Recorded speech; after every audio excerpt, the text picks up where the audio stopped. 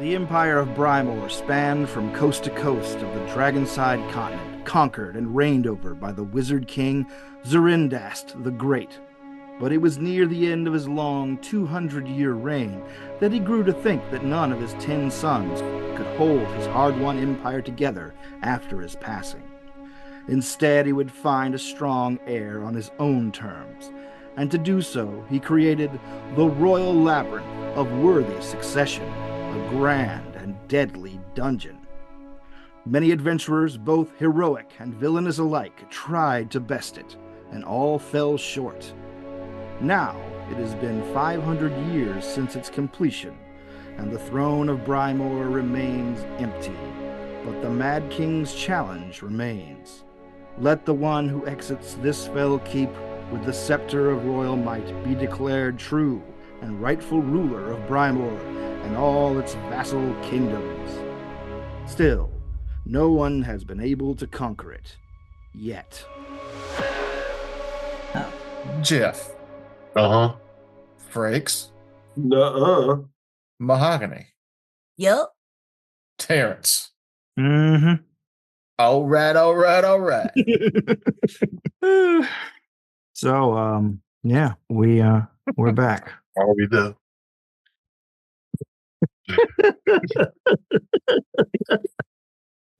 Okay. Sorry, Jeff just says so little. Anytime he does says something, it tickles me. Like out of the game, you know. You come across. Yeah, well, you come across as not very social sometimes, Jeff. Like you're hiding from. Like I don't know what you're talking about. You don't want to be around others. Jeff's only gaming with us again because we happened to run into him at a pizza place in town and harangued him until he came to a game session.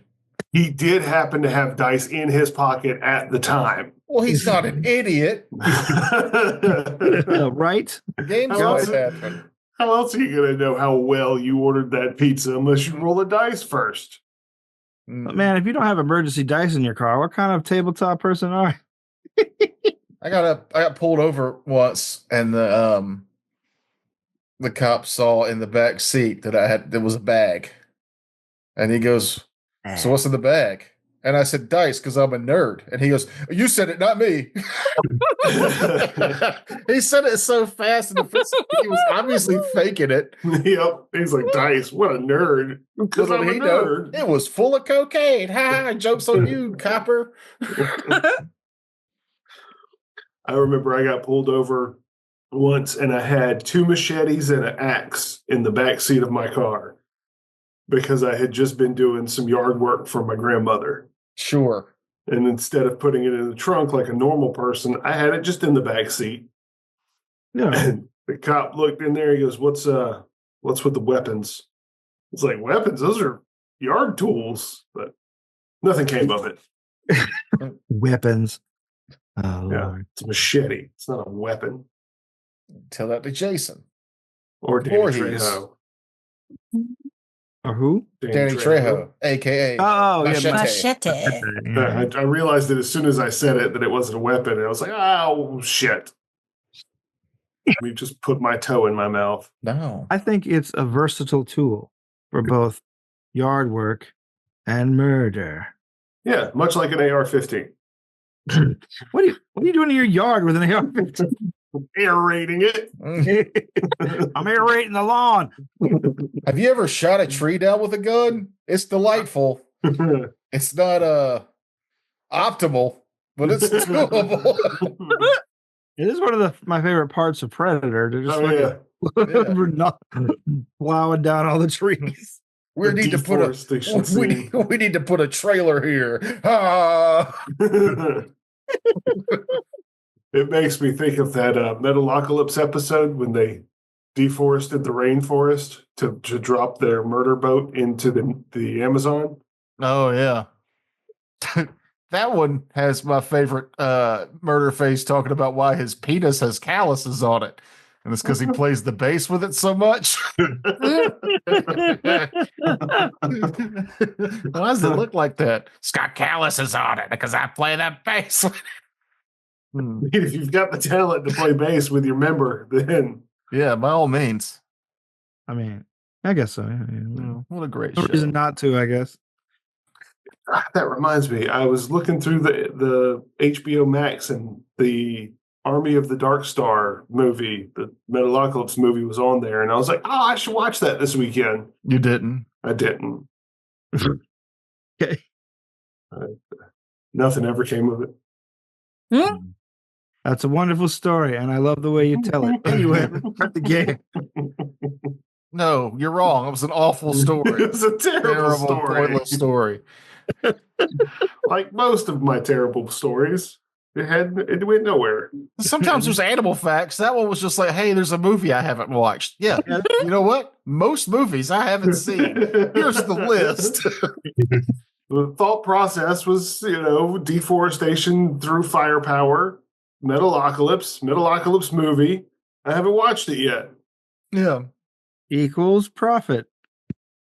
One would assume. One would wish. If I could monetize my terrible stories. You'd have to be a lot hotter. Too old for hot. Or write one really good story and then just a bunch of shitty ones to sell to the dumbasses. Hey, Rothmas isn't here. You don't have to laugh. I tried to write one really good story. It didn't work. Did you finish it? Yeah. I tried to publish it. No. None of y'all even read it. Yeah. I remember starting it and then being like, every time I go back to Google Docs, it puts me back at page 1 and I'm too lazy to scroll to page 12. Which tells me it wasn't interesting enough for you to be invested in it. So it's not a good story. You should still publish it. Yeah, fuck it. I tried. Not hard. No. You say you tried to get paid for it. No, I really submitted it to a publisher. I tried to get a publisher to publish it, but I didn't try to publish it myself because that costs money. Oh. Not much. Stop thinking print. Fuck print. Yeah, apparently. Bet if it was an audio book, y'all would read it. No, and I would. I'd listen to it. Yeah. Starts audioing. I know what Jeff was going for. Jeff was going for the pedanticness of, I don't read audiobooks, I listen to them. Am I right? Saying that. whatever. In retrospect, yeah. Whatever makes you feel better. I'm moving forward. Yeah, whatever gets you to shut up so we can play the game.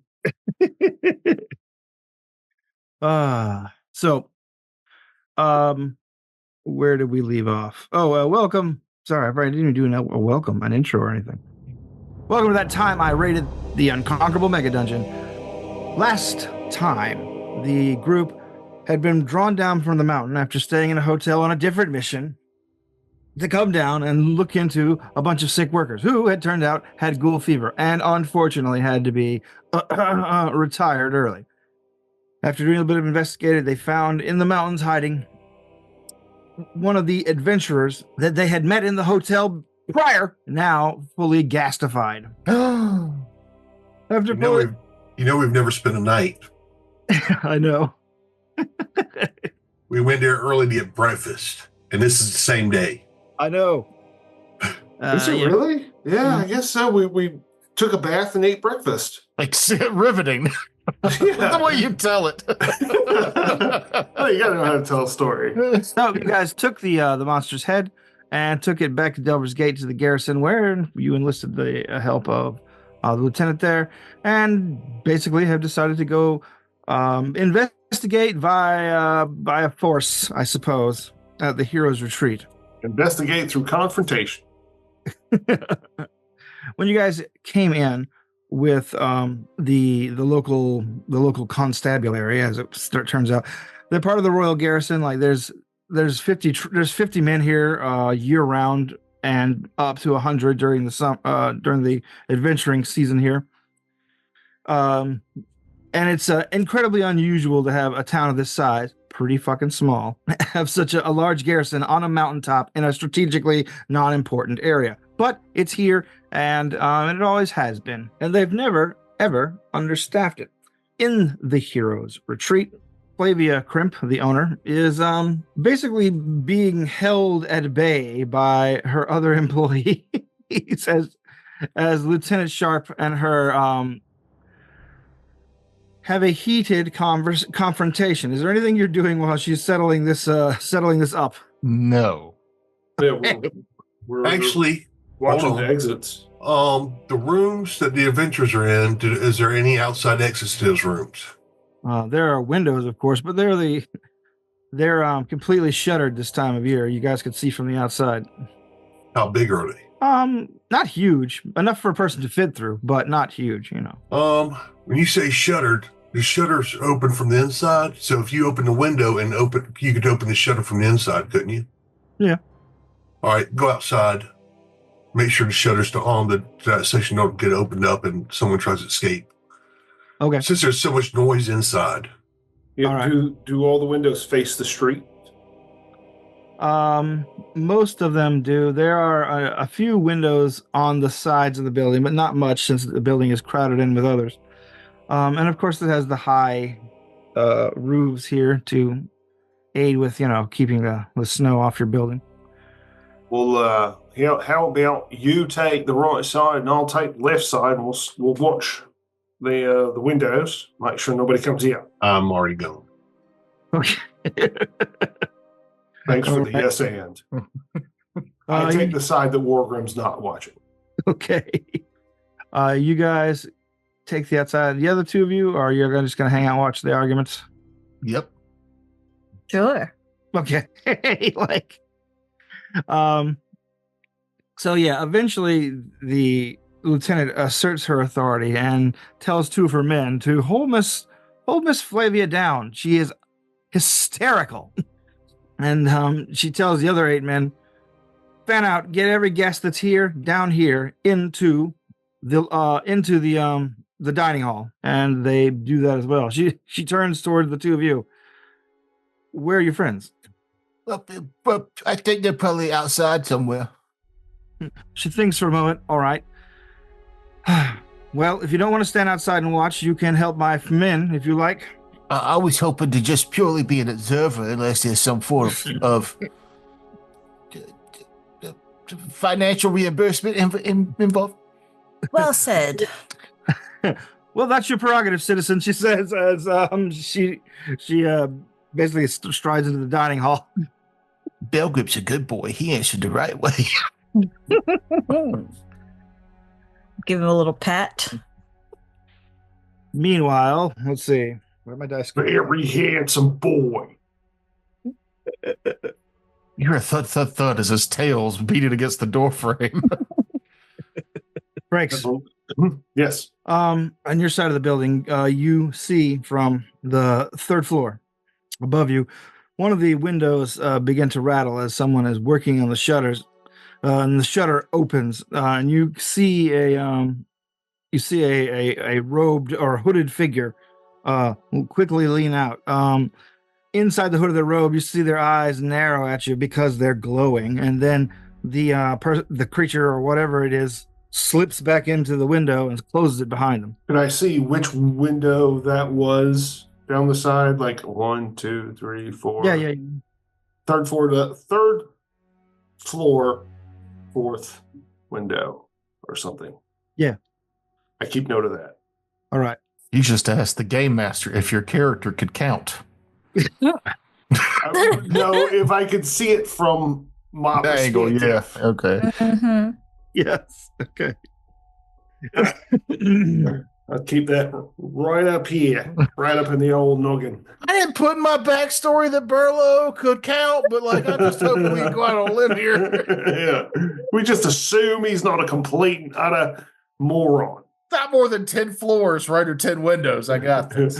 All right. I guess back inside. There's a lot of noise coming from the floors above. And you see several people begin to be trickled forcefully toward the dining area. Guests that you had not seen this morning, looked like there are people here that way more people here over the winter than you thought. And by the end of the roundup, you see that there are, not counting yourselves, 11 or 12 other guests here. We recognize any of them? You recognize one of them, and only one of you do. Is it me? Yeah, it's you, Rouse. You recognize the sort of well-muscled dwarf woman that you met in the The friendly one. the bath this morning. Yeah. At least we're clothed. At least we're clothed. Yeah, she just looks at her. Definitely Yeah, well- judgment in her eyes. But Okay. she's not making any move to approach or anything. Okay. Maybe I'll point out to Belgrip. That's whatever her name was. Okay. Sorry, I'm trying to get to my.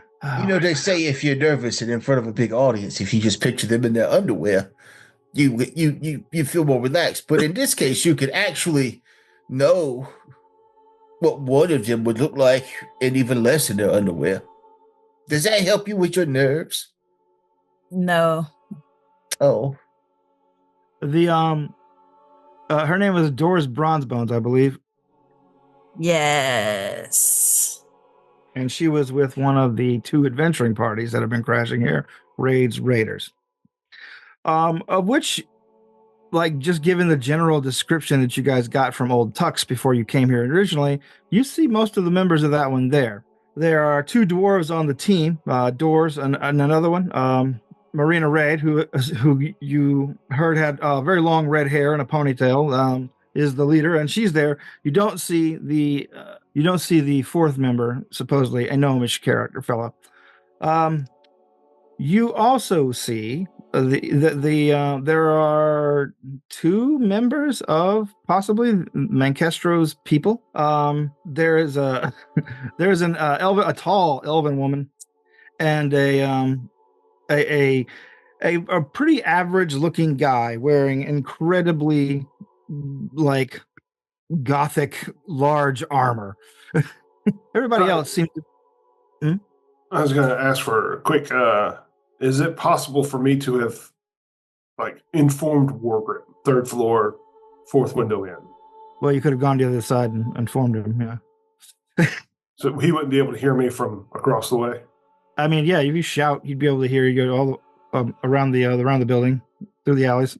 If he's not within sight, then never mind. He's not within sight if you're on different sides of the building. Yeah, I'll hustle over and let him know. Bill. Okay, so here's how I'm picturing this before you scoff at me and say I'm an idiot. Us are standing out front at the corners, not down the alleyways, just out front to watch the windows out front and have a view of the windows on the outside. I thought, in my mind, one of you were at the back corner and one of you were at the front corner, so you could see, you would see the L All 4 side. sides. Okay, that actually makes a ton of sense. Yeah, but you wouldn't be able to see each other. Like Right. you'd have to run to one of the other corners to see him at the other corner. That makes a ton of sense. I'll do that. That's what we did. Yeah. All right. And then I also run to the corner and be like, Sign language. do some hand Oh, gestures. Oh, okay. I'm sorry. I'm not looking at the. I know. I realized that. And I also realized that this was just audio. So I'm full of dumb. Toker will edit in some swoosh noises there as if your hand is beckoning. I will not. I did give us each of our characters their own little theme song in the first episode. Oh, yeah? I don't know if it's going to stick, but like each time we go to describe our character for the first time, there's their own specific little musical sting. background. Yeah. Oh, I'm down for that. Mm. I would love it if that maintained the whole way through and every time one of us spoke. It won't. It will not. It will not. Well, get that first episode just a little extra razzmatazz.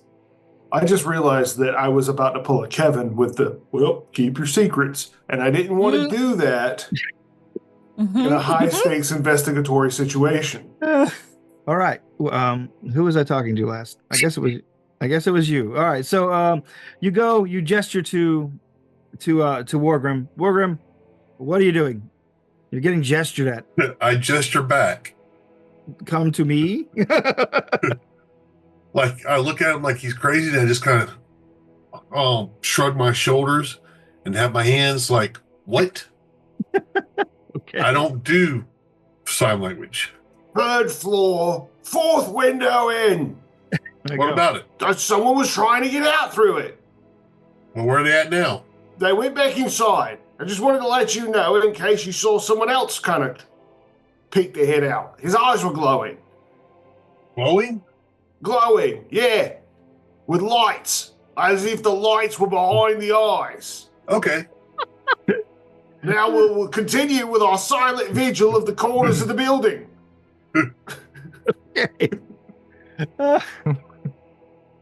Such stupid shit. Oh, okay. Ooh, that tickled me. All right. Miss Crimp, who's still being who's sulkily still being held at a table by one of the guards, not like held down, but being encouraged to keep her seat. Gives sort of a stab of hatred at the lieutenant, and you see that one of her older employees comes up to the lieutenant and with a book, and they begin going through the registry. She swings around. Are any of you Belgrip, Baralo, Wargrim, Rouse? Belgrip here at your service. Then you need to be in the dining room. You should go back into the room you just called me out of.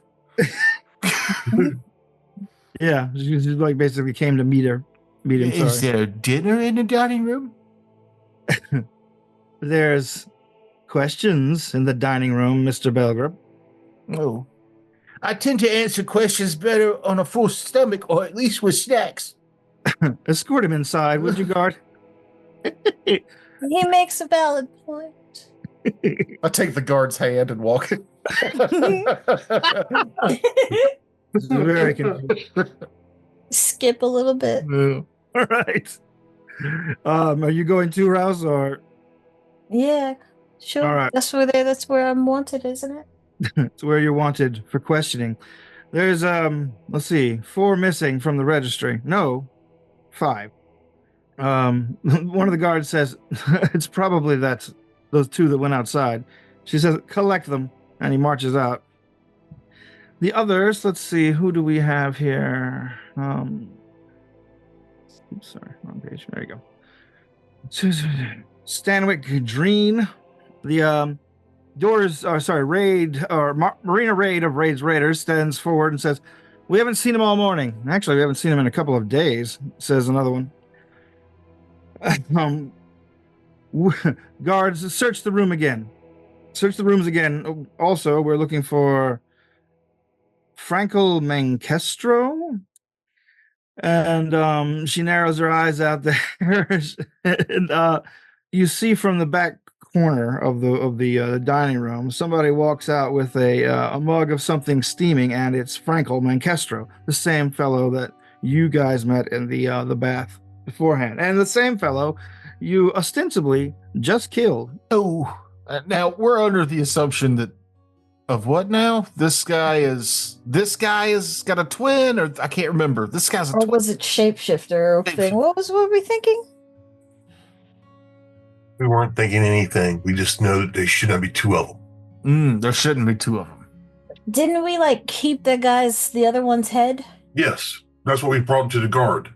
Yeah. Yeah. That's the whole reason why we're here. I knew that. I just can't remember if we had a working theory that was actually had any clues to it, but I don't think we do, huh? We know there shouldn't be 2 of them. That.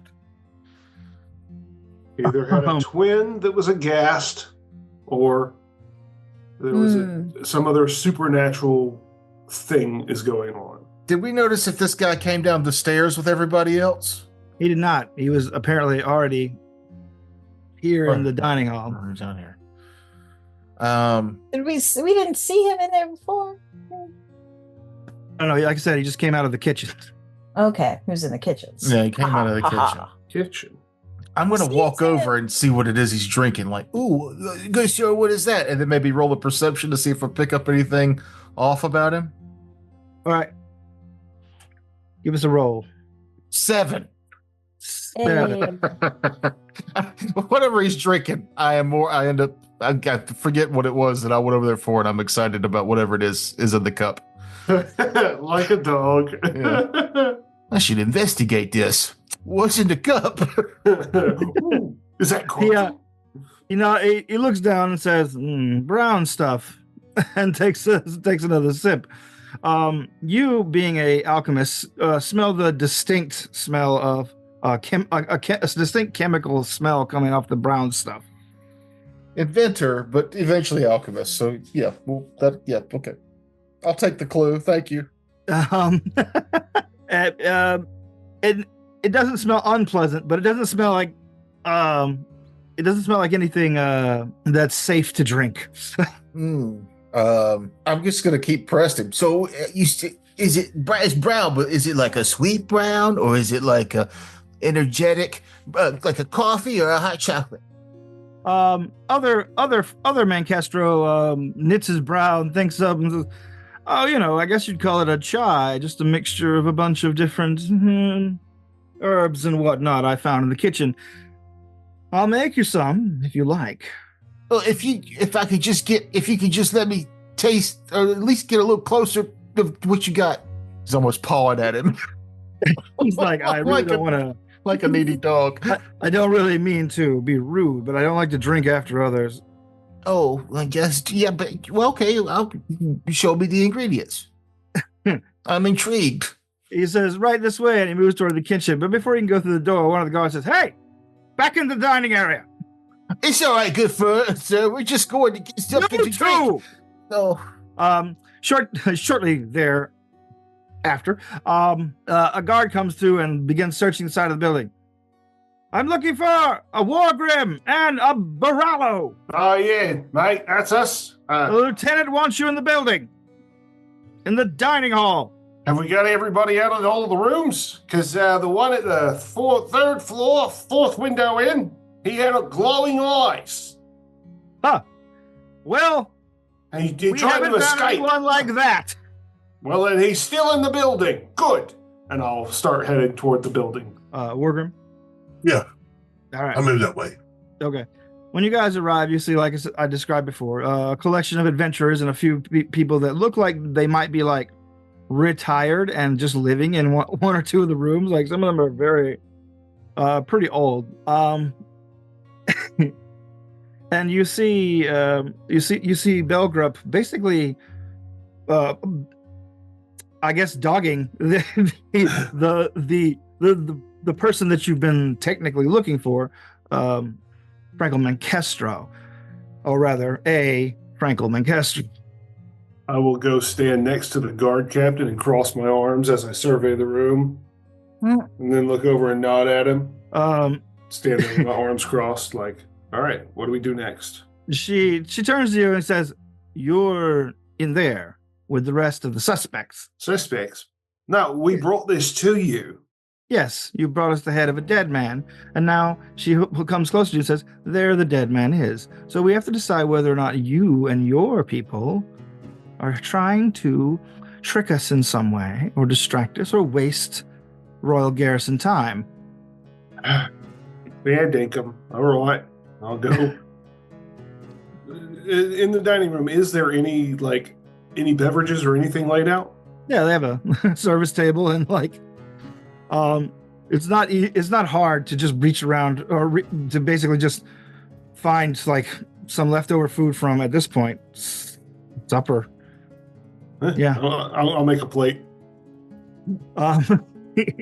After everybody is like gathered together, at least to their satisfaction. All right, there's still 3 missing. Who was in the room on the 3rd floor, 4th window from the edge?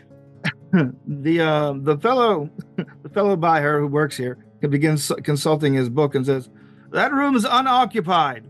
No, it's not, mate. There's somebody up there. They tried to escape out the window on the outside, which is why I was out there.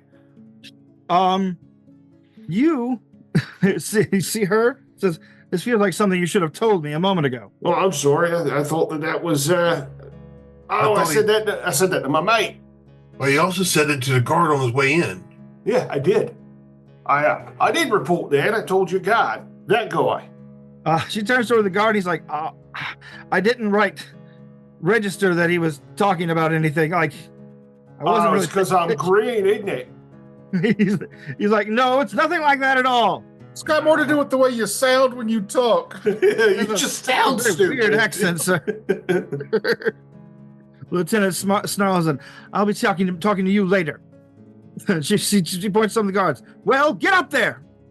And they rush off as well. He's got glowing eyes. Be careful. The lieutenant consults her sheet again. She says, not amongst you here tonight are two of the adventuring parties, or rather one member of each adventuring party. One Targa the Invincible and one Stanwick Dreen. There is furthermore also another guest here that is missing. She looks down. Which I will keep to myself. Don't be suspicious. Don't be suspicious. She says, has anyone seen any of these people? And when was the last time you did? I've seen the one that you didn't name. What was his name? Stanwick Dreen? Oh no, the one you did. Oh, Jesus Christ. Good time. She looks at you angry. She's like, do you think this is a joke, ma'am? Do you think it's okay to insult our intelligence? Yes, secrets I'm a policeman. I mean, that tracks with what I've ever encountered with police officers. But as she's looked like she's about to gear up for another bout of yelling at the assembled crowd, you hear a scream from one of the upper floors. It's easy to hear because the dining hall opens out into the floor above, so people on the second floor can actually see down into the dining hall. Oh. But yeah, you guys hear screaming from up there. Run towards the screaming. Yeah, screaming's bad. Let's go. The lieutenant has scampers the rest of our men. Like, get up there. And how are you guys going? Are you guys going up the nearest stairway? Yeah. Okay. I'm staying right here watching the guests because the person that we got the head of is sitting right there across from us. Okay. Can I parkour off a table up to the other landing? Sure. Give me a athletics or acrobatics. Excuse me. Acrobatics. Try that too. All right. So Borallo hears the screaming. Screaming's bad. We got to get up there, right? And he jumps up on the table, and his feet land on the plate that he had just made. And he rolls a natural 1, falls back off of the table. Okay. And rolls over and starts doing push-ups instead. To try and play it off. Try to play it off, yes. Okay. Gotta get pumped first. Hang on. How about you, Rouse? So Rouse looks at him like, yeah, okay, I'm going to show you how it's done. And the exact same thing happens to her. She rolls a natural 1. Face plants. I could get all these out of the way now. Yeah. Now you got to warm the muscles up first, love. All right, she says from a punch bowl. No. Awesome. All right, Belgrup, are you doing anything besides sticking with Mancastro? Yeah, when the scream started and everybody started running upstairs or doing anything upstairs, I just intently stare. How does this guy react? And I'm next to. He continues to sip his drink. Actually, make a perception check. Hey, 19. You spot 4 people in the room, seemingly unfazed by the screams. 1, Mancastro. 2, a person that you're pretty sure is deaf. He's one of the deaf. It's one of the codgers that live here. 3, one of the adventurers on Raid's Raiders, standing with the group. And when they all turn to look at the scream, that person continues to eat his cake. And lastly, one of the other people on Mancestro's Marauders, besides Frankel Mancestro, the the wizard, Vera Green Cloak. I cannot. Why did I? That's hard for me to say for some reason. Because you wrote it down and didn't say it out loud, and now you're having to say it out loud. Vera Greencloak. Yeah, Vera Greencloak. Verdus Cape. Is basically just looking at the state of her nails, and also with a book open in her other hand. But that is what you spot, Belgrub. A complete non-reaction from 4 people in the room. One of them, you're pretty sure, is a deaf guy. I'll stand up on my chair and go, Wargwib, boom, boom, boom, and I'll point it to 3 people, like not secretive at all. They didn't react even a little bit. You know, we killed a guy that had your face just today. All right, okay, we're breaking that out. All right, the other Mancestro turns, looks at you, and says, "What? No, how did you do that? Why or how? How? I'm right here, and I don't have any brothers. Well, none as good looking as me. Who's got who's actually got the head? The lieutenant. The lieutenant has, the lieutenant brought it in and it has it's in a bag, basically. It's very interesting because I can't tell the difference except for the fact that one was ghoulish, and you drink bad coffee, tea, chocolate. It's all bad. All right, we're becoming a real nag here, I gotta say. Sorry. All the ones you hit, I want to see. I'll do a perception check on them, see if there's anything that stands out. Let's see. Give me a perception then. I just rolled a natural 20 plus All 7, right. 27.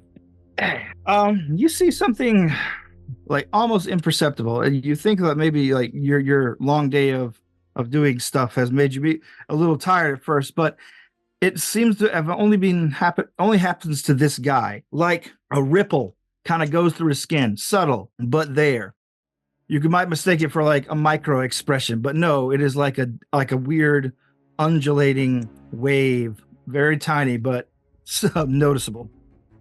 And as you look around to the other ones, you can see that their bodies are doing it too. Do I have any clue? Do I have any knowledges that might reflect on what that might be caused by? Let's see.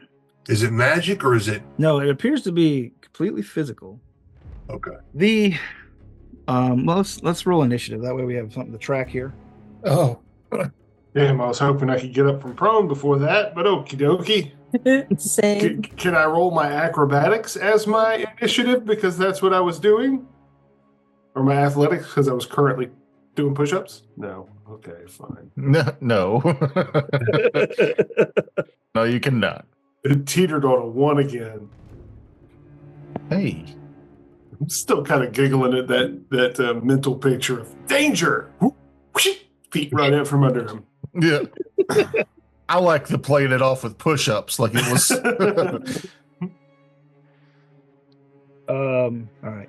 Give me those initiatives, would you? Belgrip. 21. Burello. 17. Wargram. 24. What's that? 24? 24. Yeah. 24. And Rouse. 19. Cool. Not bad. Not bad. Okay. Before any of you can react, because you got the highest initiative at 25, the obviously false, at least to one of you, Mancestro, whips around in such a like weird and fluid way that it doesn't look natural. A dagger is produced seemingly from his hand, like it just appears, and he takes a stab at you, Belgrave. Why? Because you're standing there accusing him of stuff. It's not like I've been pestering for his drink and then accused him of stuff. It's not like I've been bothering him for the last 10 minutes. Okay. What you got in the cup? What you got in the cup? All right. He takes a swing at you. Excuse me. Let's see. Does 20 get you? Yeah. All right. You take, let's see, sorry. You take 8 damage, and I need you, let's see. I need you to make a DC 17 reflex save. Over half my hit points and a reflex save. Ooh. Oh, yeah, an 11's not great. Do I want to spend my hero point already? No. Let's see what happens. 11. All right, 11. The Manchester's arm basically stabs into you. Like it's by the time the strike is made, it looks like the guy's hand has not produced a dagger, but become a sharp metal spike, which stabs into you and then sort of spreads out, sticking you fast. I've been tangle-footed. No, you hold on. You're adhered to this person. Let's see. Oh, you're sorry. You're grabbed. Basically, this functionally you're grabbed, but Okay. it's like it's the guy's arm, or I'm just gonna call it the thing's arm, is like basically halfway arm and then halfway into metal spike, and his features are beginning to deform, and you also get sort of an acidy whiff off of it. Oh no. It's T1000. I've been John Carpentered. T1000's closer, yeah, but he said the thing, so it made me think of the thing. Also, you tend to think of the thing just I do. 15 times an hour. Yeah. Ouch. So yeah, I'm hit and grabbed. Okay. Grab gives me the immobilized and off guard conditions. Can I take a quick break to get you a map? I guess I do need a map for this one. Yeah. Yes, please. We'll be back after a word from Icebother.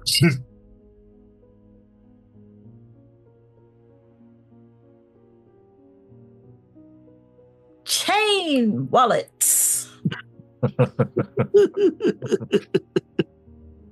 Chain wallets.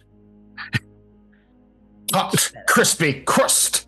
What the fuck are you doing? Brendan Milligan or whatever. Brennan Lee Mulligan. Yeah. He got his job with Dropout by doing a Tim Curry working at Pizza Hut impersonation. But then he did it was a Pizza Hut one that got him the job, but then they were like, do a bit with Tim Curry working at Hot Topic, and he just started the whole bit off going chain wallets, and it's stuck with me ever since I've seen it. It's hilarious.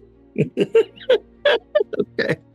Hearing you say that reminded me of the Australian succulent Chinese meal. Oh yeah, Democracy Manifest guy. I saw an interview with him recently. not too recently. He died a few years ago.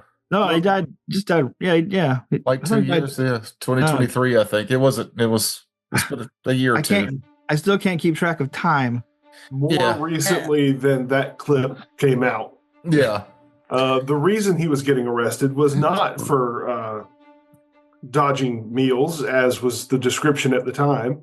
He was a safecracker at banks. He was a fucking bank robber. Eating a meal, eating a succulent Chinese meal. Get your hand off my penis. It's phenomenal. Oh, some things, like maybe just have that on the internet. Yes. I'm tired of everything else on the internet. Just that video. And the John Dunsworth telling you how to mix cement. Maybe Vine compilations. Yeah.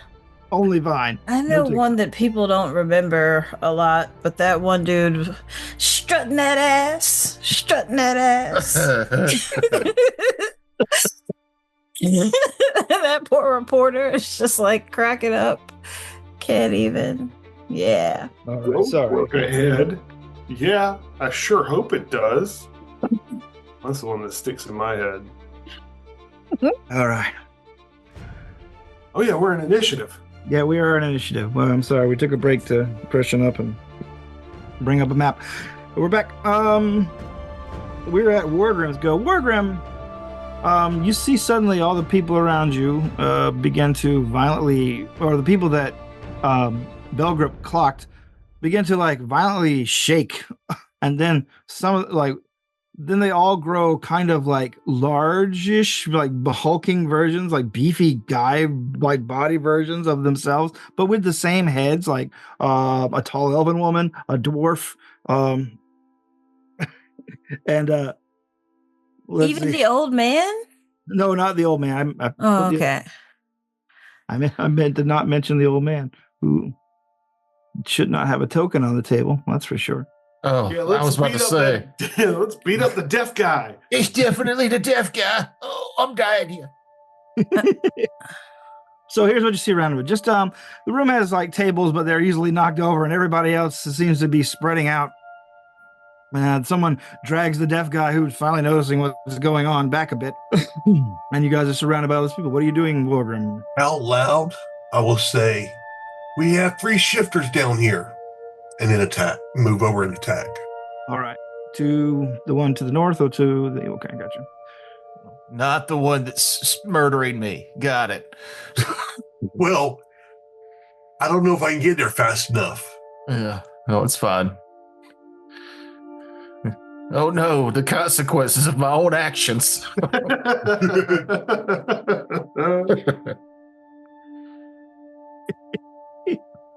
It's way too self-aware for a humanoid dog.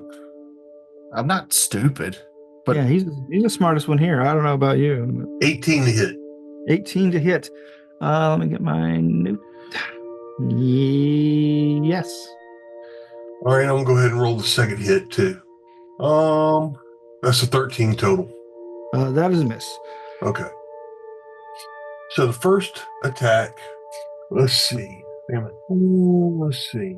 Plus 3, so 12. 12 damage. All right. Yep. You see when you slice into this creature, the wound begins to seal, but not before spraying out an enormous gout of green blood. But as you look at it, it doesn't look like the wound is sealing so much as moving. Like it's just begins shifting around to a different part of the body as if to get it out of striking range. So you moved, you attacked twice, and then we're on to Belgrip. Belgrip, you're stuck fast to this guy by like what you thought was an arm at first, but now you realize it's sort of a gross pseudopod that's stuck not only slightly in you, but to you. Yeah. Okay. So I have to roll a DC 5 flat check to do any manipulate action. Mm-hmm. So I'm going to have to do, for what I have in mind, I'm going to have to do 2 of these things. Okay. I reached down to try and put my hand into my innovation. All right. I'd say you have the free hand to do that. You don't have to like. Okay, a 6. I have my hand in there. Okay. And then I try to work the combination on the inside of it to make it explode. Okay. 10. Okay, so I need you to give me a reflex save. Okay. Reflex save from this guy. 14 plus 3, 17. What is my class DC? Where's it at on here? Come on. 17 hero points. So my class DC is also 17. So you'll take half. You got a 17, right? Yeah, I did get a 17. So, God damn it. 2d6 would be 6 damage. You take 3 cold damage. And then I roll to see if I can do that again because it's the unstable trait. And I can't do it again for 10 minutes. But that's my round. Okay. Yeah, I just, oh, you got me. And I reached down and fiddled the thing, and just a wave of cold emanates quickly, a 5-foot radius around me, and deals some damage to him. Okay. But now my innovation, Tanya, is making a weird hiss noise, so it won't be able to do it again for a while. All right.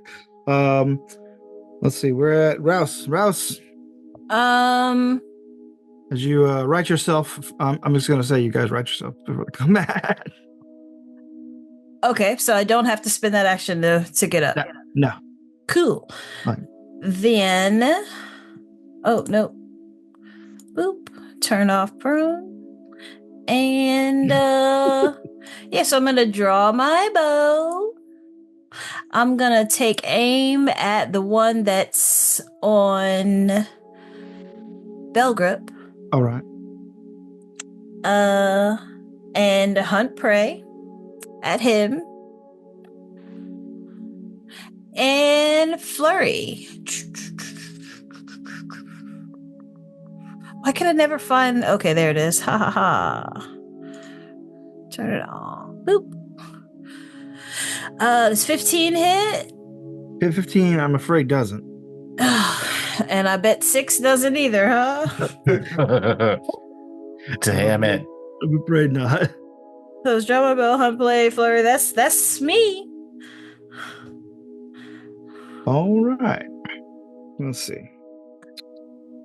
Borello, same deal. You managed to right yourself just as your round starts. What are you doing? Right. Thank you for not taking an action to get up. I will move. I will spend an action to get into wolf stance. Okay. I will do, so that's move, action, and then I will attack. Okay. You run up behind the False Mancastro. Little buddy, no! 24 to hit. 24 will definitely hit. It will not critical. 7 damage, 7 piercing damage, if that matters. 7 piercing damage. It doesn't, but thank you. You smash into it and you see its whole body ripple as you see one of its eyes like disappear from the front of its head and reappear at the back to look at you with hate. And it's go and there go. So red, yellow. Oh, that is okay. All right. So the guy, the creature, the False Mancastro, begins wheeling around, like its body begins producing like long fleshy things and begins slamming into people, namely you and possibly Belgrip. Belgrip does okay, yeah. Does 9 hit you? No. Okay. Thank goodness. All right. Borello. Sorry, I'm still trying to remember you guys' characters' names. Borello, you get hit, I'm pretty sure, with a 21. Right? Yep. All right. 21 hits. You take 5 damage, a very low hit, but I do need you to make a reflex save. Right.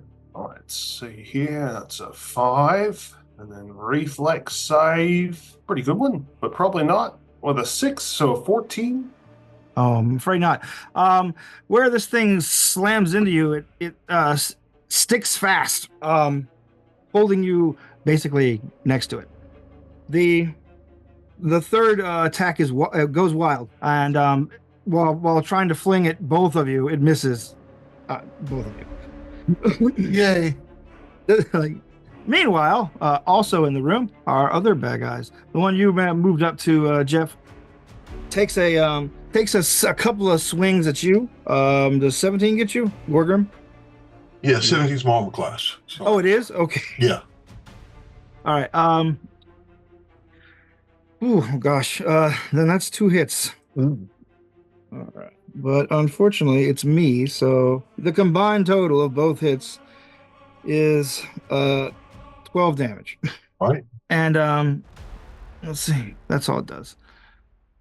Or rather, the third one misses. Meanwhile, one of the free mimic is basically moves across the dining room to while it's coming, its body like bulks up even more, and its fists grow in size as it moves and takes a swing at you, Ross. Yeah. I'm rolling damage instead of attack. What am I doing? Okay. Let's see. Oh man, I don't think a 12 gets you though. It does not. All right. The thing makes a big swing at you, but only smashes a table nearby as you dodge out of the way easily of the swing. Let's see, move and attack. All right, yeah. And that is all the monsters go. The captain, or sorry, the lieutenant, moves into the fray as well and gets into flanking position around the now extremely deformed creature, and takes a swing as well. Borgrim. She comes down hard and makes good contact. The way but the you creature- said that, I thought she was attacking Wargrim too. No, Oh, she's, yeah. I see no, now. she's attacking the mimic. And you see her do a significant amount of damage to it, but it's still up. Let's see. And that's the end of the mimics go and all then the lieutenant. So where are you, Wargrim? You're next in line. All right. So 16 to hit. 16 will hit, yes. All right. Let's try one more. Nope. 9 will not hit. So All right. one hit. Okay. Leave him in twain. Rolled a 12, so plus 3, 15 points damage. All right. Between yours and the lieutenant's hit, then you slice down the middle with what weapon are you using? You're using a big sword, right? The executioner sword. Yeah, okay, yeah. Your big, huge sword slices directly down the middle of this thing, separating it like luncheon meat, basically. There's no guts or blood inside besides a barest trickle of green, as this thing made of extremely juicy spam falls into two pieces and begins to melt at your feet. Cloven in twain. Wargrim, any other actions? You said move, attack, or no? Yeah, attack. I got 2 more attack. No, I got 1 more action left. Okay. So I will move over there. Let's see. So we're at 21. Belgrip. Belgrip, you are bell-gripped to this thing. Yeah.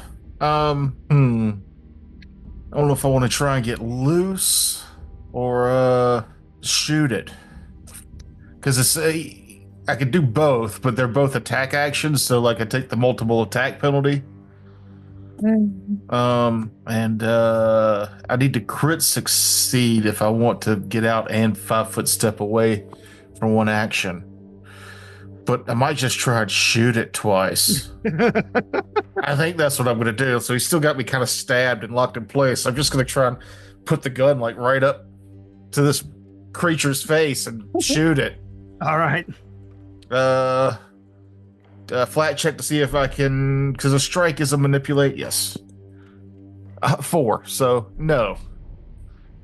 Second says, God damn, does that mean my second attack is at? Yep, my second attack's at the map because that failed. A 6, so I can try. Come on, All right. roll better. I'm at a +1 on this. +1. No. So I rolled a 5, or I rolled a 4, a 6, and then a 7. Oh, man. And then I raised my shield. Okay. Hold on. Is that a manipulate action? I'm sure it is. No. It A might manipulate be. action? I don't think so. I don't think they're supposed to. It doesn't say that it is. Yeah, Yeah, I figure like donning a shield would be. But Yeah. I raised my shield to move my grappled DC or AC from 15 to 16. you're not grappled. You're just held. It's the same thing. I'm grabbed, right? Yeah, you're grabbed. But, Yeah, which makes me off guard. all right. Let's see. So that was Belgrip's go. A wild shot and then a shield raise. Rouse. Wargrim comes up to aid you. Rouse is focused on her hunted prey, which is the one that is sandwiched in between Baralo and Belgrip. All right. So she's going to kind of like spin move away from the one that is in front of her, or the one that was close to her, and take aim with a flurry. 20 20 will hit. Yes. and 11 does not. That does not. Right? Okay. So the damage is 5. 1, 2, 3, 4, 5. All right. Let's see. So I can also attack again, and I'm going to. Yeah, because I move. I did a flurry. Natural 20, baby. Yeah. What's your Any special damage bonus for the bow here?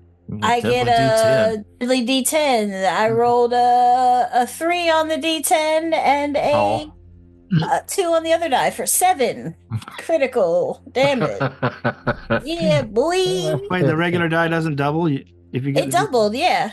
2 times 2 is 4, plus 3 is 7. Okay. Baby. All right. Well, it turns out, that was critically impressive bowmanship, but the damage apparently just wasn't there. Sorry. It's because I did the spin move beforehand, so I didn't have the power behind it. You hit a weird tumor this thing had, and you actually made it feel better. Like you shot you shot an abscess loose that was in its shoulder.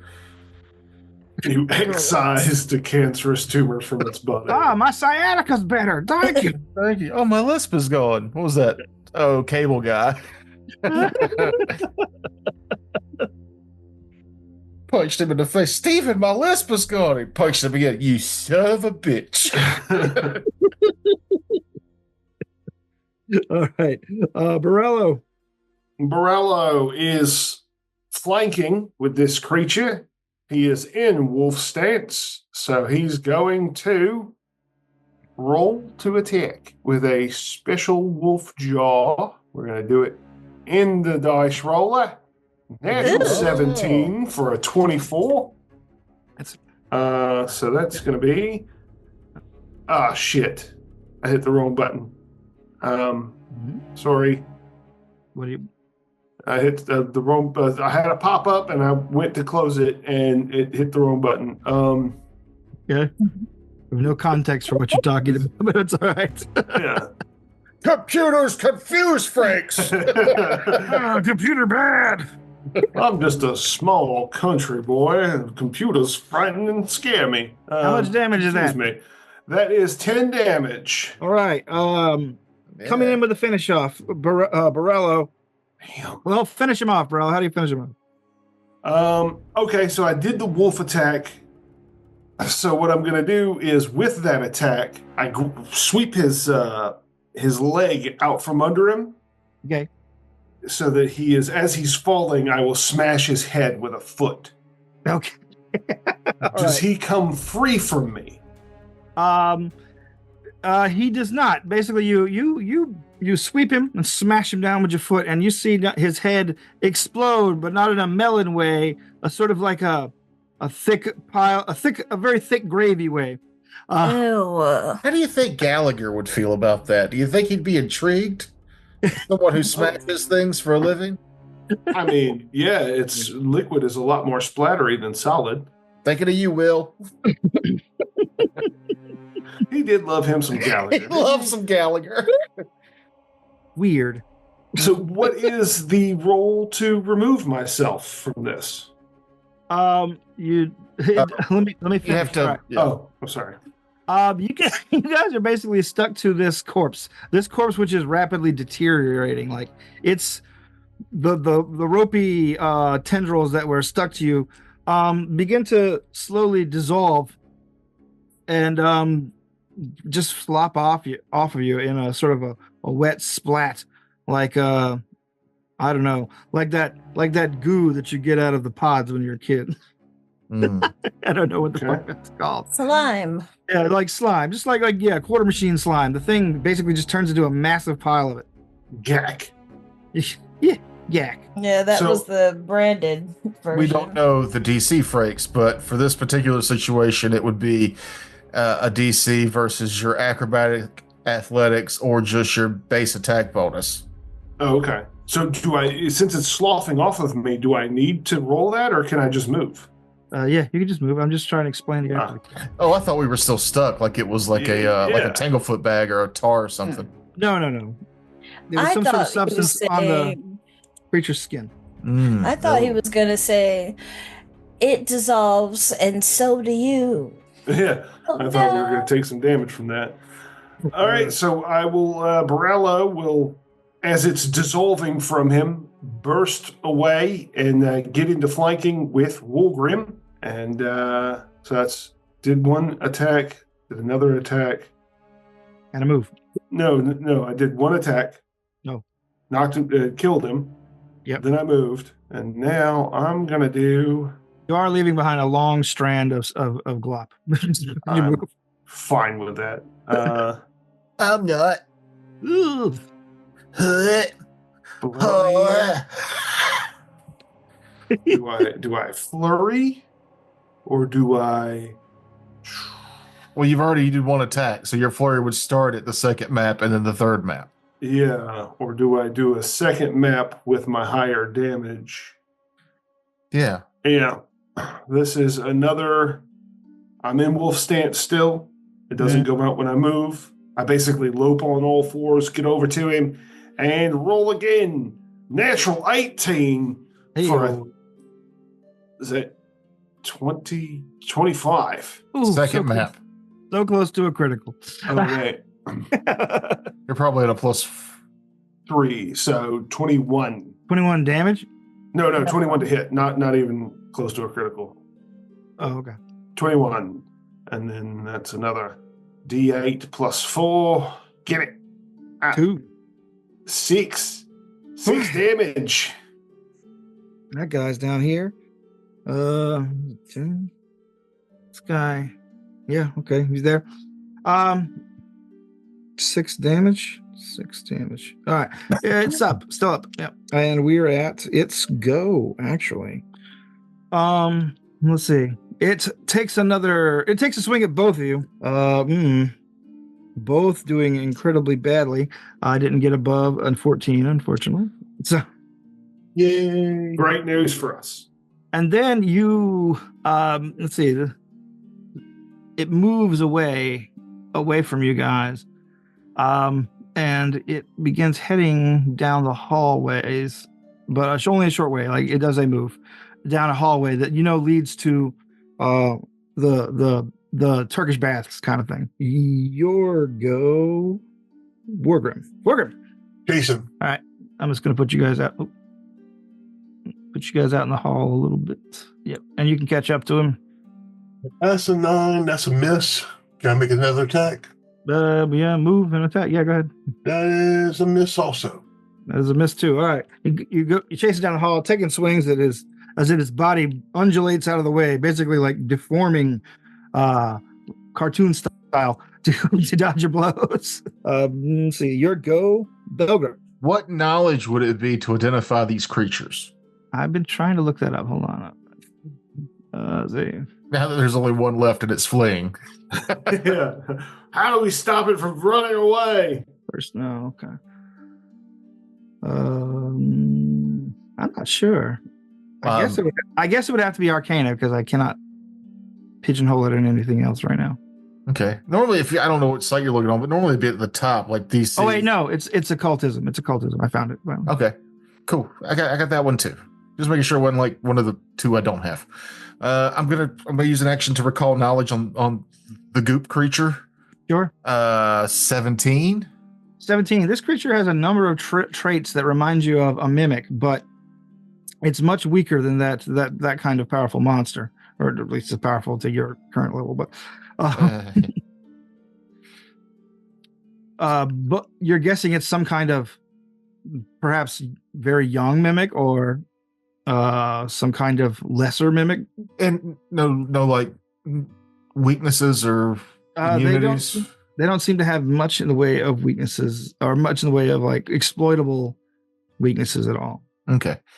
Then I'll use my second action. The only peculiar thing really that sticks out to you is that these things could talk and look like people, a thing mimics are not known for. Some type of strange mimic, I say, as I move to look down the hallway and take aim. Okay. Just try to shoot that one as it flees. Come on. High number. 18. 18 will hit. I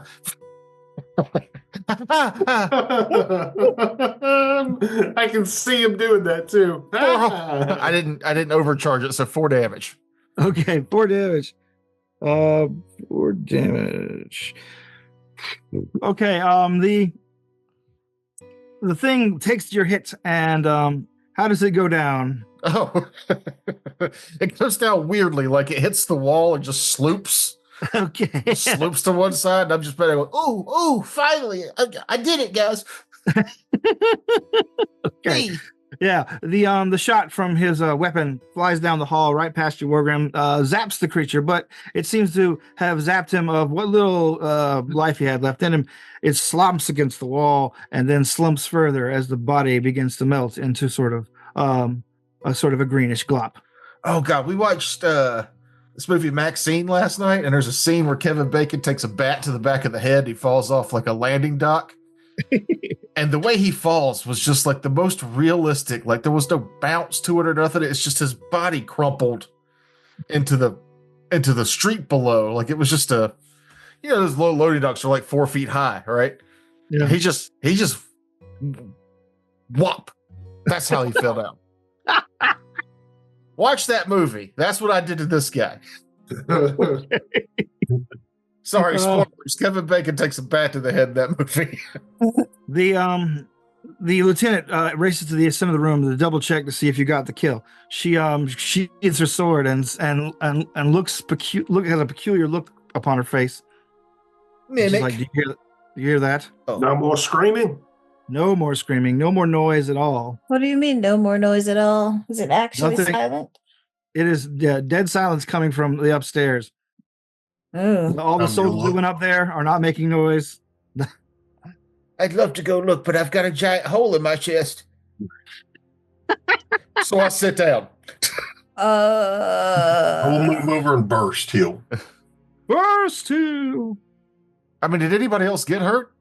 I got a little hurt. I did. Oh. I didn't. Morello took some. Yeah, I took a few hits. Hit. Yeah, we need to get out there and see what's happening. Yeah. How Like much did you Rouse is burst? gonna start. Yeah. Jeff. You want to know? How much did you burst? How for? much was the heal? Oh, that's what I was looking up real quick. Oh, okay. Sorry. Everybody receives 7 points of healing. All right. All right. Nice. All right. So, what were you saying? I'm sorry. Go ahead. I was saying, Rouse wants to start moving stealthily up the stairs, Okay. and I rolled a natural 20 on my stealth. All right. Silent as a gust of wind. Bow notched. Ready. Rouse moves out of the dining room and up and out into the lobby, up the stairs, heading to the second floor. No, bow notch ready. Reich said. Let's see. What are the rest of you guys doing? We're out of initiative for now. Morello's going to attempt again to pull himself up onto the second floor. Okay. Know that you've had a warm up. Now, yep, I got my warm up in. Let's do this. 16? Yeah, you can leap on a table and leap to the second floor, pulling yourself up from the banister.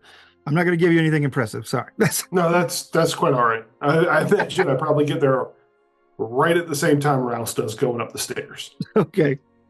But not silently. No. Let's see. What are you other two doing? Wargrim and Belgrip. I'll follow Rouse's lead and try to be. I am not silent. Natural one. Okay. I'm breathing too heavy and excitedly to be quiet. Hail slapping and everything. Yeah. But between the legs because he's wary. Wargrim. Made my way up. All right, Rouse, you get there first. Moving quietly in the hall, you can see at far outside the far end of the long hallway. You can see that the troops that came up here are all collapsed in the hallway itself. Blood is soaking the carpets nearby, and you see one of the troops' bodies, which is laying on the floor,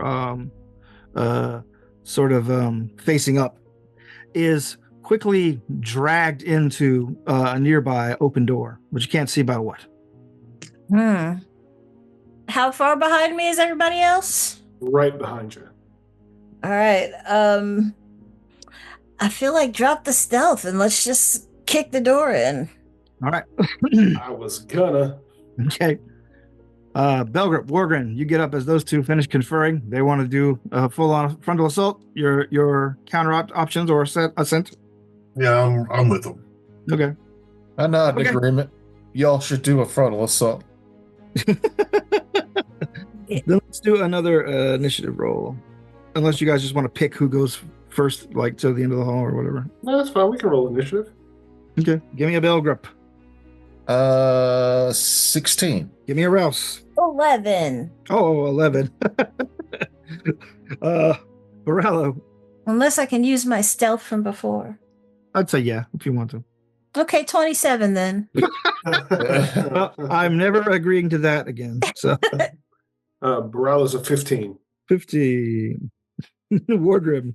16. 16. All right, Rouse. Well, you're first, obviously, because I'm a fucking idiot. Because I'm a cod jackass. Just gonna run to the door and kick it open. All right. The door's Bow already in open. hand. Bow's already open. Yeah, the door's already open. When you run to the front of the door with your bow extended, you see two of the city's garrison soldiers, or rather, you see the same garrison soldier twice, both laying on their backs, both covered in blood, identical. Shoot them both.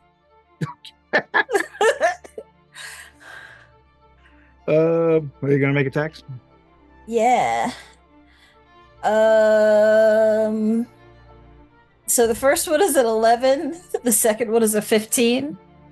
All right. Put off by the sudden appearance, you shoot at both of them. However, one of them is able to bat your weapon out of the way, bat your arrow out of the way with its gauntlet, and the other one pulls a nearby shield up, taking the hit in the shield, which breaks. You broke its shield. They're like, they both look at each other like, that thing's a mimic! It killed all the other men! In the exact same voice, at the exact same time. And I say back to them, don't worry. We'll take care of you both. That way we'll make sure we get it. But I'm also going to be like paying attention to see if I can see the little Ripley effect that we saw before. All right, let's see. So you moved, you attacked twice. Yes. We'll come back to you. She can shoot twice for one action. Oh, okay. So then, yeah. Only if I have hunted the prey. Oh, and I sorry. didn't do that. Alright. I think. Yeah. That's my hunter's edge. That's what I get if I, yeah. Okay. Who wants to go first, Belgrup or Wargrim? You can go. Belgrup? Sure. I step up behind Rouse, and they both look exactly the same. They both look the same, and they both look critically injured. Like, we're not critically injured, but they're very injured. How good's anybody knows the one downstairs smelled like chemicals. Give me a perception with an advantage. Good, because the first dice roll was a 2, and the second dice roll was a 1. I suck Hey. tonight. All right, the smell of blood is too thick in the air. You can't discern anything else. Oh God. So that's one action, 2 action. Any other actions? I'm gonna try it again. Right. Oh, okay. Hey, this time it was 2 ones for an 11, which would give you a total of 15. Okay. I'm seeing ones a lot. I don't like it. I don't like it. Okay. So Belgrup tries to go in the tank. However, it's still too rank with violence. Rouse, you can hear him behind you, just breathing, snorting heavy. All I can think is Arya on the ride to the park. Oh God, yeah, it's like she's having a stroke in the back of the car. She's so excited. All right. Let's see. And that brings us to Wargrim. What are you doing, Wargrim? Running in, and you said, give me a description of both of them again. They both appear to be the same town guard, just a guy with dark hair and a short cropped beard. They're both wearing the same armor from the issue of the garrison. And they're just two visually identical guys. They're just the only Except difference for now one is had a shield break, right? yeah. I attacked the one that did not have a shield break. Okay, the other one didn't use a shield; he just batted away the thing. But That's the one I hit. all right, what are you attacking with? Are you just running up and smashing? I am actually going to kick it. Use unarmed. Okie dokie. think it's a -2, Jeff, Is it a -2? for an unarmed attack. It might be -2 to attack unarmed. Actually, I think I'm allowed to though. Oh, you might be. Mine's plus to do non-lethal damage. I think it's a -2. Yeah, it's non-lethal. Well, it is automatically non-lethal. Oh, Yeah, unless you have powerful fist. Saying that way makes you sound like you're speaking like a broken English. Unless you have powerful fist. almost all characters start out training unarmed attacks. Yeah. Yeah, I guess you just attack. I'm 22 to confused hit. with something else. 22 to hit. 16. So hit it? Yeah, you hit. Okay. D4 plus 3. All right. What'd you get? 7. 7. 7 All right. bludgeoning. Okay. 7 bludgeoning you. Basically, kicked it like a football, Okay. non-lethally. Oh, okay. All right. Then that would be this guy on the left. Oh, so no, that'd be the first guy in the room. I had the shield that broke. The one that broke, right? Yeah, I did not attack the one that had a broken shield. Okay, then you did attack this guy. All right, you run up, you kick this guy in the face, 7 damage. He falls, he slumps, he flops over. He's out. You gave him a sleepy time kick. All right, so then the other person's still up. Uh-huh. All right, then there's nothing else I can do really. All right. Raise your shield. Well, you don't have a shield. Yeah, actually, I do raise a shield. I raised the shield spell. Uh-huh. All right. Borello. Last as always, fashionably late, I will run in, see that one of them's down, and go to this guy. Okay. Movement, wolf stance, attack. Let's see. All right. Here is my attack roll. Stance attack. Oh, that is a 21. 21. And this is a piercing attack. Do I get blood on my hands? Is it red or green? You said 21 damage? No, 21 to hit. Sorry. Oh yeah, that hits. I was I was waiting for damage. Yeah, that's my bad. Damage. 10. 10 damage. All right. You run across the room to the one that has a broken shield next to it. And what are you doing? You said you ran up and punched it, kicked it. What you doing? I dove into wolf stance, which I'm assuming I had to reactivate as an action. Sure. And then I reach out with my special wolf jaw kung fu attack. Okay. Which deals piercing damage. So I basically just drive my fingers into him. Ugh. Fist of the North Star style. Yeah. Did they come out red or green? They come out quite green. The fellow's face distorts, and his eyes basically become extremely large, glowing red, slitted orbs. It's this one. The one I stabbed, thankfully. Yeah. And I need you to make a reflex save. Oh, natural 19 for a 27. 27. You feel that its body morph as if it's about to like engulf your hand, but you're able to pull back quickly enough. Had to see if it was red or green. The creature goes. It is already standing, technically. Its body just morphs itself rapidly upward into a standing position, still looking kind of like the downed guard.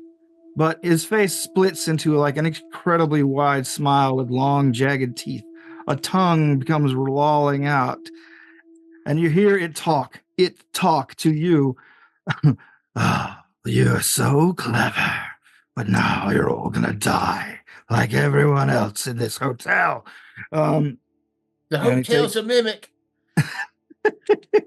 The creature takes some swings at you as its body produces heavy flailing weapons on the end of long rubbery arms. But I'm not doing so hot on rolling things tonight, as it turns out. Okay, so Fuck me dead.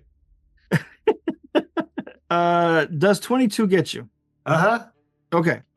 You're able to dodge 2 blows of this thing's suddenly thick, flailing pseudopods. However, one erupts from its stomach, and you're unable to get out of the way in time.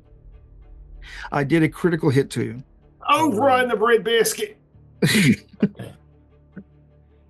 So let me see, make sure this guy doesn't have anything special going on. Okay. Okay, well, that's me.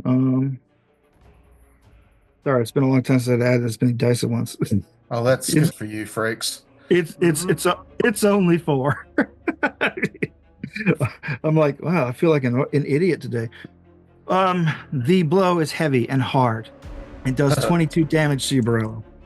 Jesus fucking Christ! Are you serious? I'm very serious. Yeah. This thing, Belgrup, looks more like a traditional mimic now that it has dropped the humanoid shape almost entirely. Yeah, crits at level 1 suck.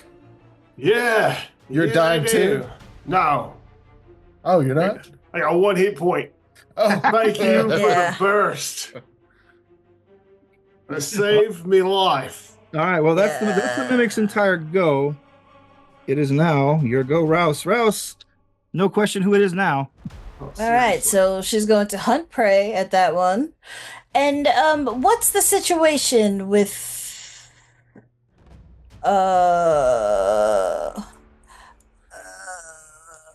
like if I'm like right there, I can hit him with no yeah. like how do Saying I'll draw. he's not getting any cover or anything? No, this room just has a couple of like beds on either side, but they're basically in the middle of the room fighting. Okay. So yeah, I'm gonna either way, since I have to move anyway, I'm gonna move into the room. And I hunted prey, so now I'm going to flurry at him. Alrighty. Come on. 19 is the first one. 6 is the second one. 19 is hit, 6 is not. Woo, 4. Take it. All right. Take that. 4 damage.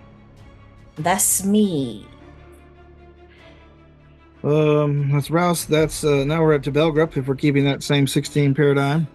Yeah. right. I overdrive my device. So now I can add my intelligence modifier to it.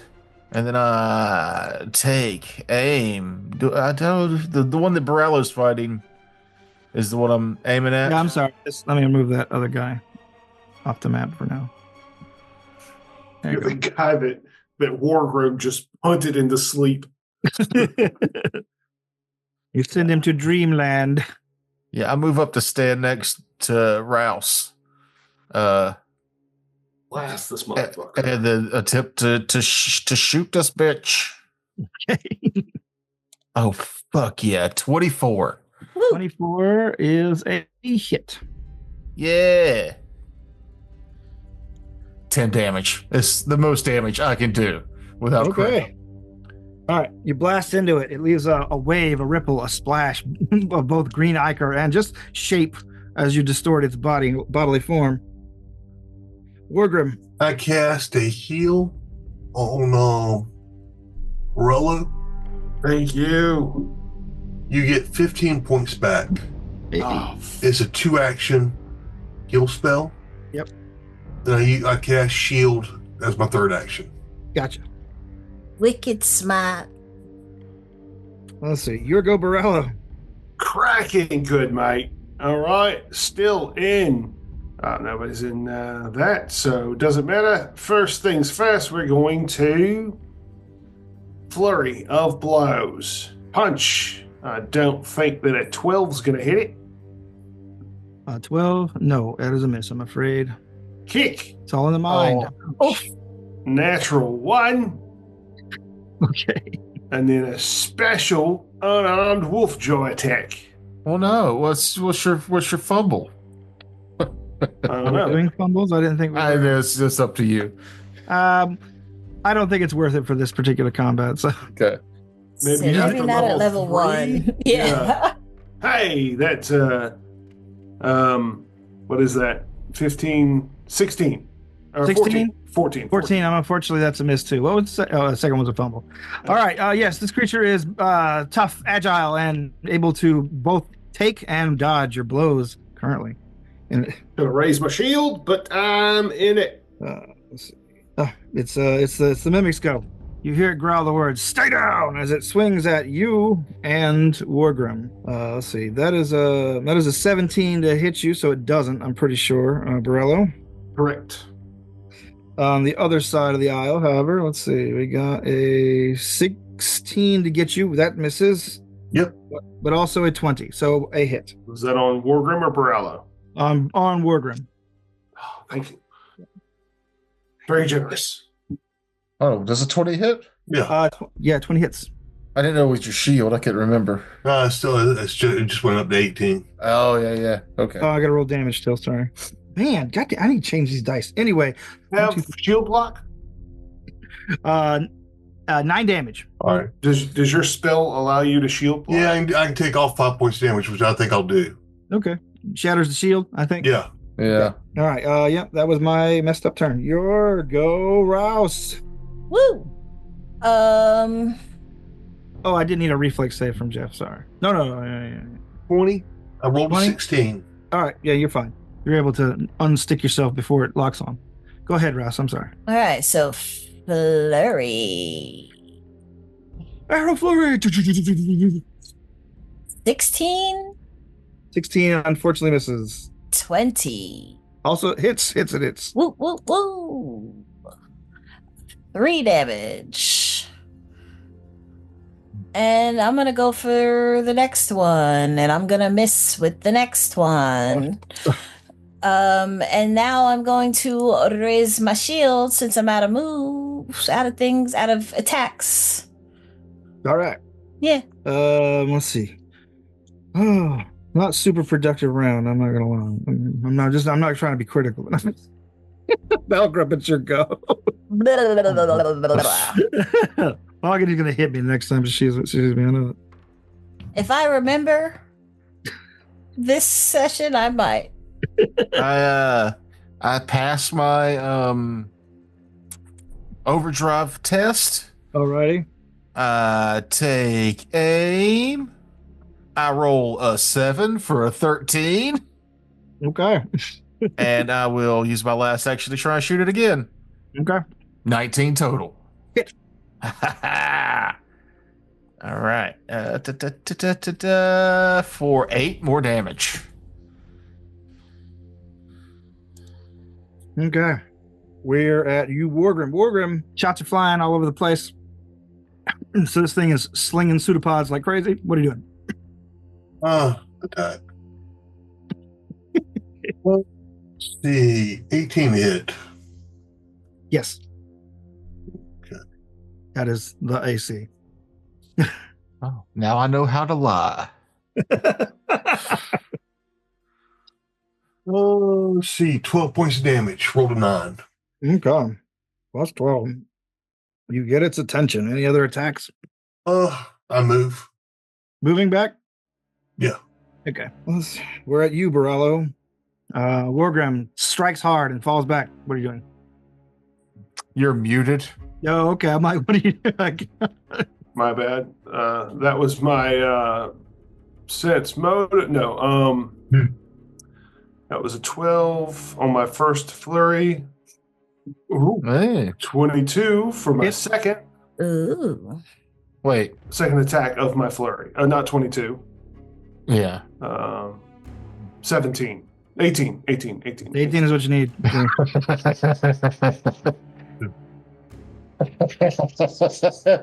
For a 7. Oh, wait. I remember what Tara said. 18. Now, I remember him saying he had a +3 on his last. Oh, Yep. when he did Yeah. the second attack last time. He's at -4s. So that's 9 damage. Yeah. I don't like having to do the math, but it keeps me honest. And then for my second action, final attack is my miss. Oh. It's solid miss, and I'll raise my shield. All right. Yeah, I got kind of excited because on Sundays we're not using Foundry, and I was rolling like real dice, which I missed, but they were awful. and I switched over to the Path Builder dice roller, and that's when I started doing stuff. And I was like, I guess me and technology are just getting along better these days than real life. Math rocks are fun, but so is pushing a button and having it do the math for you. Yeah. I like Right. that it also has like a log of everything. So Yes. it's not like, it's like if you wanted to, you could take screenshots and be like, look, see, that's what I did. If somebody accuses you of cheating, you see all of your actions. Mhm. Well, it's the mimic's turn. So it whips around you, Borello, trying to get between you and Wargrim again to probably make another double attack. And it does. It takes a couple of wild swings with its rapidly undulating pseudopods. One goes towards Wargrim, but he's able to defend against it. You, however, Crit again. no, wait, did I? I don't know. It's a What's your 19 AC? is my AC. No, then I didn't crit. I just hit you. Oh, okay. This one, a solid blow for 15 damage. Jesus. Ooh. Ducks. But it's your go again, Rouse. Rouse, this thing, it's trying to kill as many people as it can, as fast as it can. Gonna flurry. 24 for the first one. Definitely a hit. Freaking 12 for the next one. Not so much. 2 damage. You take both of those and you like it. For my next attack, I'm gonna roll a 5 and I'm gonna miss. And then I'm gonna raise my shield again. All right, what was the damage for the one that hit? 2. 2. And I told you take both of them. Oh. You take them 2 damage, you like it.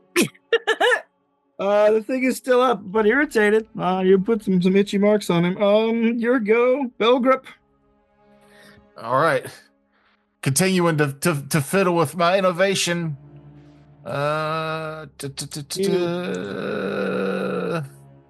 It is still an overdrive. You know, I've rolled an 11 every time for the overdrive for a total of 18. Nice. I Weird. mean, but I'll nice. take it. I'm not mad about it. And then I will I'll shoot them motherfuckers directly across from me. It can't be an easier shot. I'm setting myself up to roll real bad because I'm talking about how easy this shot's gonna be. Yep. 19. That will hit. That'll hit. Nice. Come on, murder, bro. Murder. For 7 damage. 7 damage. It's 7 damage. However, the thing is still up. The thing is weeping, like just spouts of glop, but it is still whipping around, fighting as hard as it can. I got one more action left then. Okay. Well, then use it. I will for a 7 to hit. Fuck it. Hero Next point. person. Hero point. I want to Hero. kill it. Point that hero. A 7 again. Oh, no. Wargrim, I'm trying to sweep in with the PK if you want. Please. Or the KS, excuse me, not the PK. No PKing. No PK. I was thinking like a BK sandwich where you get go to Burger King. Player killer? Yeah, no player killing. Yeah. Jeff, you're muted. He's raging at the PK statement. You can't stand He's it. like, I can't PK. Bullshit. Sorry about that. I only did a 15 on the first attack, All right. That won't hit. but we get hero points. Yes, we do. You get a hero point every session. Yep. I'm using the hero point then. Alrighty. All right. I gotta try to kill this thing. I ain't got enough hit points to survive another good attack. 17 plus 7's 23. 23 will definitely hit. All right, let's see what I do. Come on. 7 plus 3, 10 points damage. All right. Yeah. And that is all you need. You cleave Nice. into glop as well. Its pseudopods drop away. It fills the floors with gack. You see that some of the guards in the hallways are still breathing, but they are unconscious and bleeding out. I will do a 30-foot radius burst. Alrighty. Well, I like go grab the other guard, bring him over here, Okay. and I get more in the hallway right so I can get as many people as possible in a burst. Alrighty. Even the guy you kicked unconscious. Yes.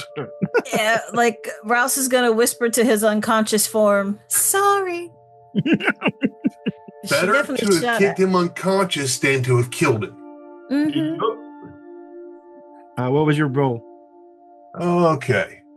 4 points. Heal 4 points for everybody. Okay.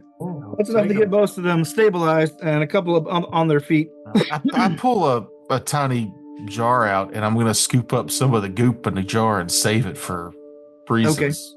Okay. Make a perception check while you're examining the goop. Okay. Yeah, I was gonna say, I guess I can. 10.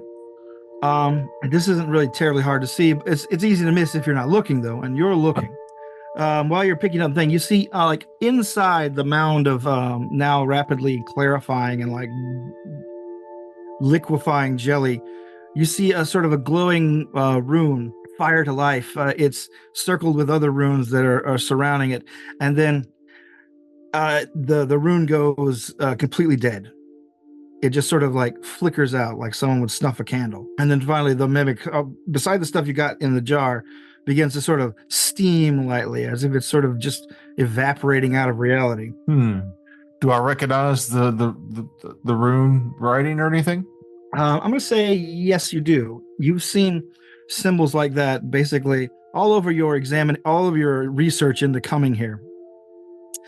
They're accounts of from the adventurers that have come out alive, telling you that telling in their records that the monsters inside all bear a glowing rune, and it gave a quick similar sketch to the thing that you've seen, a sort of a circle of runes around a big central one. Are we doing triage on all the soldiers and on ourselves? Yeah. Captain Sharp, or sorry, Lieutenant Sharp is up there as well. Unable to match you guys' speed really, as she's trying to gather more help and things. She comes in with some troops that she retrieved from outside, and they also begin helping with triage. All in all, of the 10 men that came with her, 7 are going home alive, thanks to you guys, as opposed to none. Morello again drops down, full lotus, starts meditating right where he is. And you just hear him say, "Gotta get stronger, bro. You gotta get stronger. Not strong enough." I will work my way downstairs and go to the proprietor of the inn and look her in the eye and tell her I apologize that we had to cause this ruckus, but we had to protect the people that were here. All right, you see tears begin to stream down Miss Crimp's face. He's like, finally, someone showing some proper respect for an establishment owner. Check her blood. Huh? And then stab her and check her blood. Just got to make sure you're not a mimic, miss. Stab, stab, stab. We found that 3 stabs are the best number. She turns toward you and says, "Can you explain what's going on? These idiot ruffian hoppers," she says, breaking character, "are causing me no end of trouble and giving me no answers." Monsters. Well, I could see that. What sort? Why are they here? What do they want? And why do they look like my guests? Apparently, they've been here for quite a while. We need to do a little bit more digging into this. They're associated with the dungeon, and somehow, if I was a wild conspiracy theorist person, I would assume that maybe we're already in the dungeon and this is some kind of test, but I don't see how that's possible. A cat passes by a door twice in a row. I knew I shouldn't have eaten all those pills. I thought they were Skittles. I take the red one. All right. Liquid metal begins to pour out of your mouth. You're a checker now. I don't know.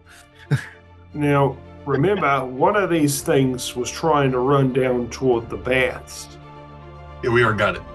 Yeah, no, but I mean, it's possible that they came up through whatever plumbing or pipes or whatever, however the water flows through, they might have been coming up from there. Maybe somebody in town would know something a bit more about mimics.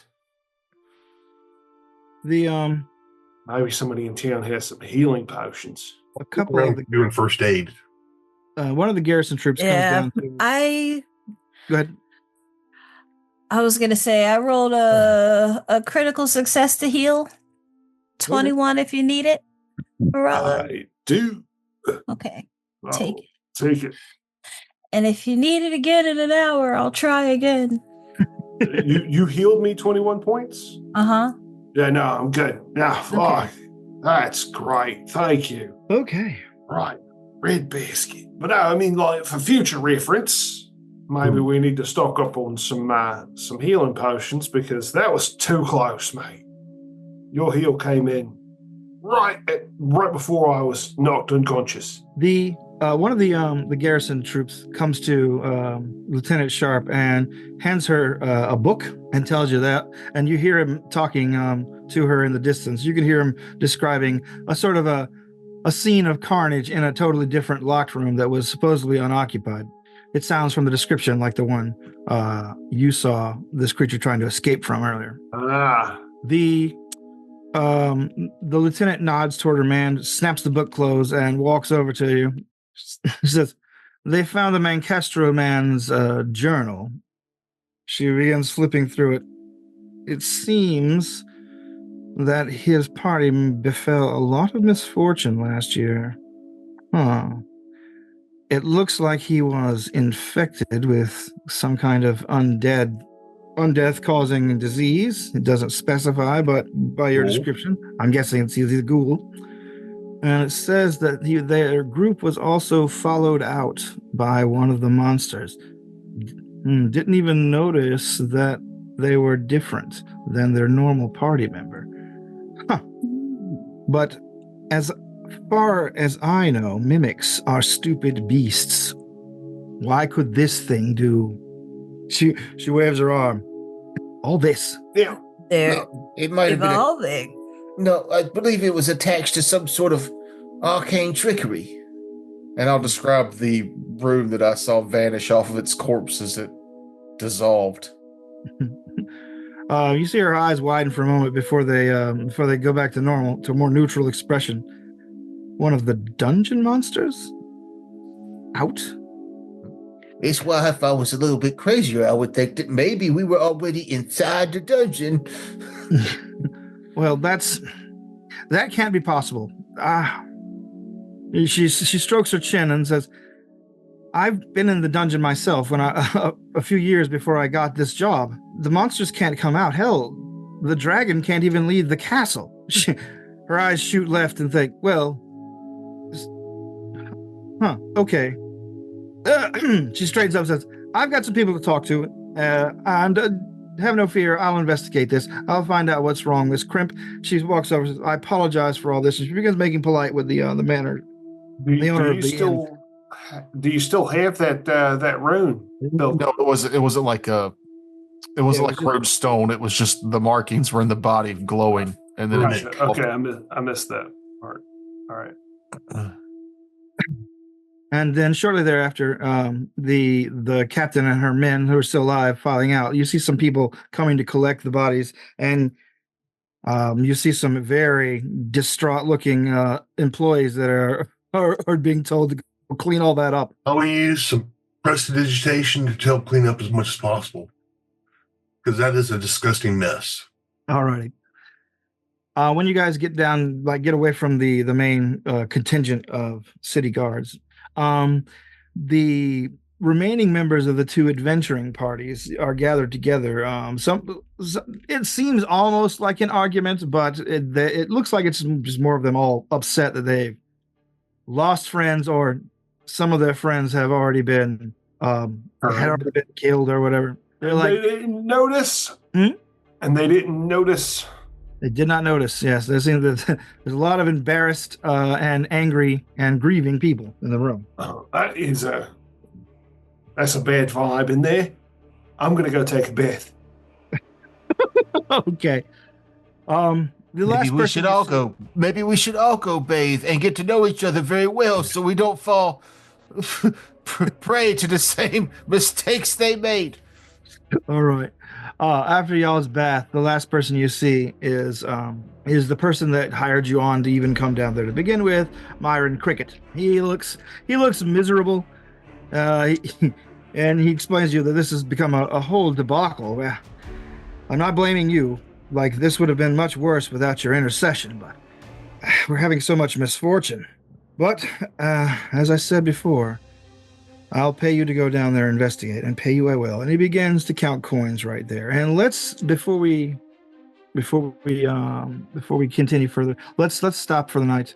And if anybody has a screenshot they'd like to share, or perhaps has come up with an episode title, let me know. Stranger Things.